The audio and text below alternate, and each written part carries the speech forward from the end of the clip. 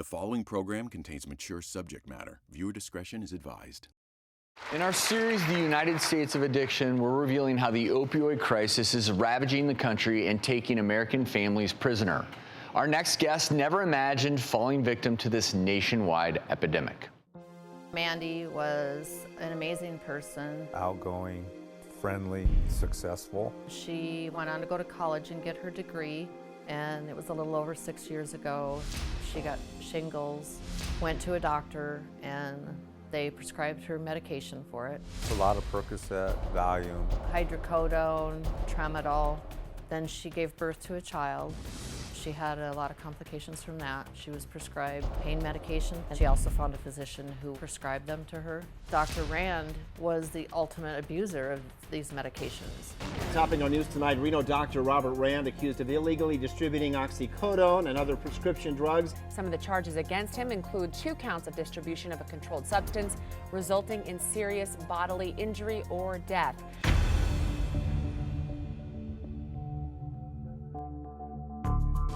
He was definitely hurting my daughter. Eventually things would start missing. Everybody's houses that we went to could hear her rummaging through the medicine cabinets. Mandy would tell us she needed to go to detox. There's no parent that want to admit that their child has an addiction to anything. You know, I couldn't see my daughter suffer, so I'd get her help. I'd take her to wherever she needed to get help. I enabled it. 4 months ago, Mandy went to rehab, but she was only in there for 2 weeks. When she was in rehab, she met a kid who is a heroin user. And then the heroin nightmare started. It was just off the chart, the lying, the manipulating, it was just terrible. The night she tried to commit suicide, she was in her bedroom. And I had received a text message from her that she texted in the past instead of the present. She was sorry for doing this, but she said she just couldn't fight it anymore. She just didn't have the strength. I went in the bedroom and she had a bunch of pills laying there. So I called the ambulance and they took her back to the hospital.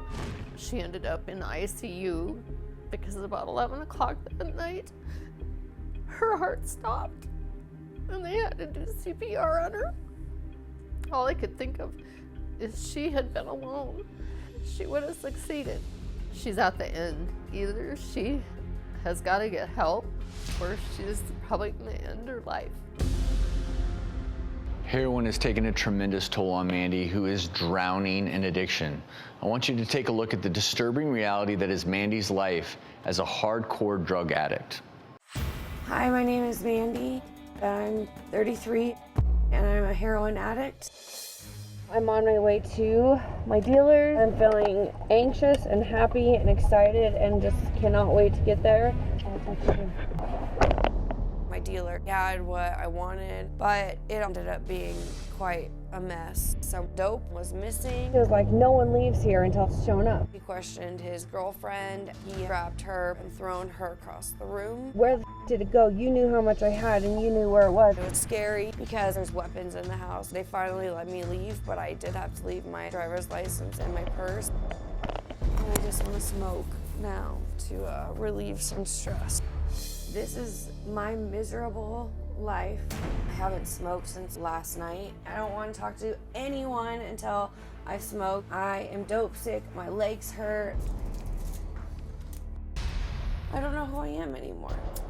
I understand why addicts want to die and they kill themselves, because as soon as I feel that pain and that emotion, I get anxiety so bad and I will smoke more, which I'm going to do right now. So it's almost noon. I haven't smoked since this morning. I am feeling a little anxious. That's where I have been to detox. They are expanding. Every time I've gone to detox, you meet these people and you connect with them because they've been through something similar as you. Then you get out of these programs and it's just another connection to get the drugs. The most shameful thing I have ever done for heroin is had sexual relations with my dealer in order to get it. 6.5 years ago, my life began going downhill. I only have one more chance. I want my life back. I want a house back. I want my kids back.